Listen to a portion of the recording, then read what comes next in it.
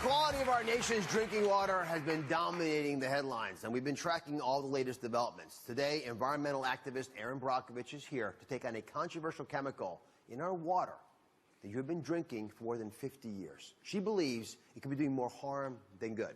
You can't see it, but it's fluoride, and you are probably drinking it every day. And Erin says it's a chemical we are getting too much of. Since the 1940s, fluoride has been added to the public water supply as a means of preventing tooth decay.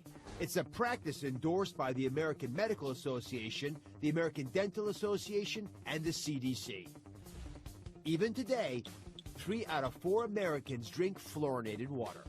But almost from the moment it was introduced, water fluoridation has also been a source of heated controversy due to the possible health risks. While most medical associations say it's safe, much of Europe has rejected water fluoridation. Acknowledging health concerns, last year, for the first time in 50 years, the government lowered the recommended amount of fluoride added to drinking water.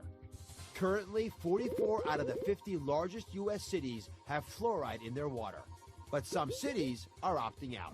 Environmental activist Erin Brockovich recently joined the fight against water fluoridation, and she's urging you to do the same. Erin Brockovich is here. It is a great honor to have you on the stage. Thank you. Very nice to be here. So, thank you. There are many things we could talk about. Fluoride is sort of an interesting topic to go back to because it's been in our water for decades. Right. Yet you've made it a big part of your mission. Why is that? Why now? Well, because it's just another toxic compound that we actually don't need in our water supply. I don't think we need any toxic compounds in our water supply. And fluoride is one of them. I find it interesting that it's a regulated toxic compound in our water. And so when I have a large amount of consumers coming to me that don't want fluoridation in their water, they're very concerned about health effects that they're seeing, we end up getting heavily involved. Share with me some of the health effects. I have this conversation in my home all the time. My mother-in-law, who won't come on the show, my wife, you know, they have strong sentiments about this as well, and we have these debates, but I'd love to hear from your voice. Well, one of the first things it's always talked about is the fluorosis of the teeth, and most mothers comment to us this is about the that. Fluorosis, and the browning, to your point, is part of the fluorosis as well as those vertical streaks. And that is a concern. And there's reports out there that also are showing that it can cause calcification of the pineal gland in the brain. And so we Pineal gland. Yes, thank you. If you say pineal gland, men will be very upset. I know. It's a whole different kind of gland. I thank you for that correction. But that has been a concern. And we've also, you know how the science is, and it can come later, and we find that out. Oops, moment, we shouldn't have done something, which is what we are seeing with fluoride. But there has been some studies about certain ethnic groups that are having higher instances of kidney problems because of calcification, because of high levels of fluoride in their water. So when I have my medical unit research this out, and the only thing they could find as a potential problem is cosmetic fluorosis, like these teeth changes. Yes. So the second part of the equation for you is the fact that you don't think it actually helps us that much. It's not effective in the way that we take it. Why is that? Well, it's, again, as I said earlier, science kind of comes up here a little later. CDC had a level set for the fluoride at about 1.7. And 50 years down the road, they now realize, oh, wait a minute, we were very wrong. We're going to drop that down to 0.7.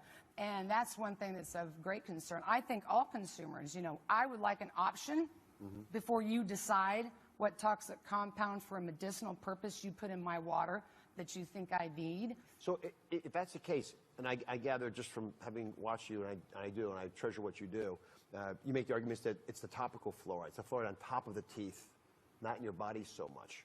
So what about toothpaste sources of fluoride, other ways of getting fluoride? Are you okay with those or not really? There are toothpastes out there that say they don't have fluoride. You have to be careful because some do. I think that as we move forward, and because of what we're seeing with fluoride, and they're starting to reduce the levels, it's not doing what they thought it would be doing. You'll find many brands of toothpaste coming out that do not contain fluoride. Is that what you recommend? That we don't have fluoride in toothpaste either? Yes, because there's no need for us to have it. Come on and over. so I use a lot of baking soda. That's how you brush your teeth? And how do you... I do stay good. Let me smell your breath. Oh, I know. I had coffee. too. I had coffee this morning. So, excuse me. So, toothpaste, you're arguing we should get without fluoride. Yes, and a lot of people already know that. I find it interesting, you know, again, you'll see all this is regulated, and you're not supposed to swallow toothpaste. Now, you got fluoride in it, and you're supposed to spit it out. I don't want it in my mouth anyway. And so you just have to look for the label and be careful what you buy. I don't use any. How about other beverages? Because there's fluoride found even naturally in a lot of products. There is. And again, you just want to be careful about what you're buying. You know, in processed foods, you'll find naturally occurring fluoride. It can also be added. The more processed, the more concentrated it is. So things like grape juice definitely contain it. Tea, specifically black tea, is naturally occurring in fluoride. And so I drink all white tea. And what about fruits and vegetables that have pesticides on them? They have fluoride too. Some do, and you have to be careful. There's something really very important here that we're working on right now, and that is labeling laws. They're trying to stop a lot of our products from being labeled. I think that could be the worst thing that could happen to us. Every one of us has a right to know what's being sprayed on our food, what's in our product, and we need to make a decision whether we are or aren't going to put that in our bodies. And so, maybe if I can, I want to bring in a member of the American Dental Association. Dr. Mina Kim is joining us. And I do want to give them an opportunity to speak because the medical wisdom around fluoridation has been so powerfully in favor of it. It was done to help. We're actually asking that question today, is it the right thing to do? But let me ask an expert, Dr. Kim. And fluoride is safe. And Erin, I really respect everything you do to help others, and I do my best to help others as well.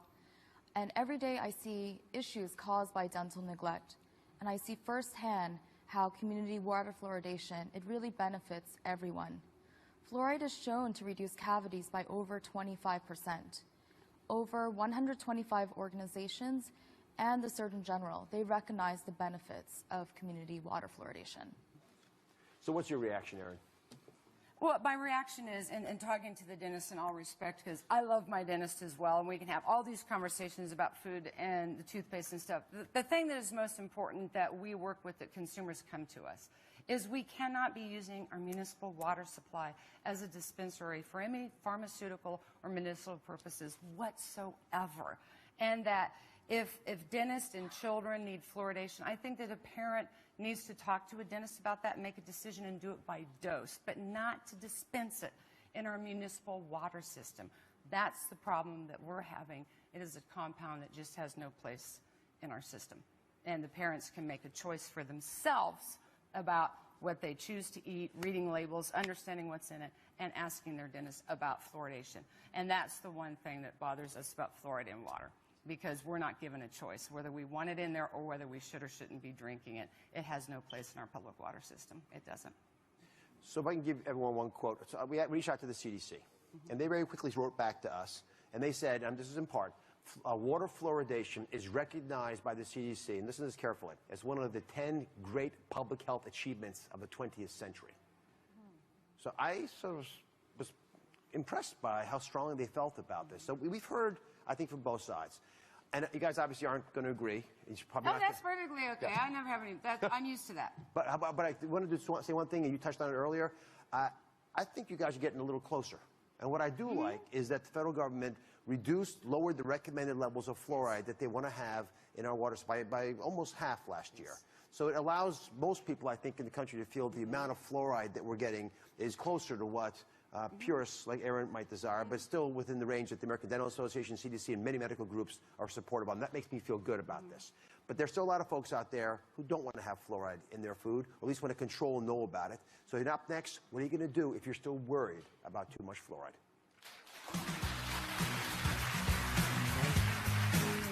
Next, can we reduce the amount of fluoride from the water we drink and the products we use every day?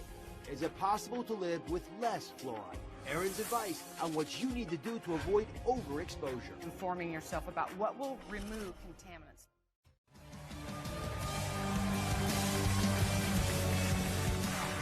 We are back with environmental activist Erin Brockovich, who says we are getting too much fluoride from our drinking water and in the products that we use. So for most of us, it's already in our water, and that's not going to change today. So if you're concerned about fluoride, what do you do about it?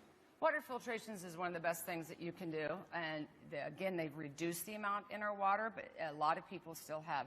You can't control a dose of fluoride when it's in the water. So when people come to us and say we still are concerned about fluoride in our water, the best thing you can do is have a water filtration system at home. And it doesn't have to be for the whole house, but you could select one that can go on your tap just even when you're brushing your teeth, or you want to get a good, fresh, clean drink of water. You have to look for a specific iron, resin type of water filter. Ionic resin. Ionic resin. And it will say on there, and there's so many to choose from. Yep. So again, this goes back to sharing information and asking questions and knowing what's on a label, reading it, and informing yourself about what will remove certain types of contaminants from the water. And that's what you need specifically for fluoride. So there's a lot out on the market, but just go ahead and do some research on it. And water filtrations at the tap is still one of the best and safest way to help remove that contaminant that you don't want to drink. Hey, coming over. Now, you mentioned that you like tea, but that dark teas, black teas have fluoride. So I love tea. What's your alternative? White tea. And it's my favorite. It's the young leaf. It's the young tea. It's good tea. I think it's better than green tea. But yes, many teas in the black tea have a lot of fluoride.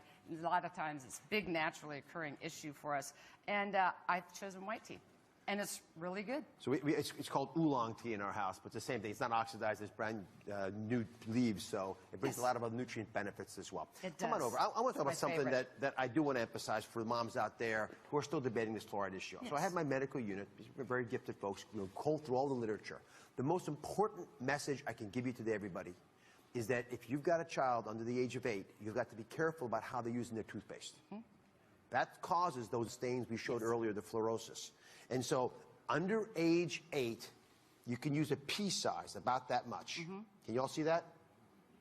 Now, this is really important. Under age 3, just that little bit, a grain of rice, little schmear on the toothpaste. You don't want to have a bulge there because I have grandkids for the first time. I have grandkids too. They're not going to spit the stuff out. They're going to swallow the toothpaste. And you don't want their teeth turning brown on your watch. So if we can avoid this mistake, which is probably a big reason a lot of those kids are having their teeth stained, just that little bit. Just a little teeny bit. Yeah, a little bit of a Just big... a little teeny bit. little Not dab. too much. Just Little a dab. That dab will do you. All right. So Erin's going to stick around. Later, she's going to show you a secret crusade. Actually, it's not a secret anymore. It's very popular. A water crusade that is shaking up the internet. We'll be right back.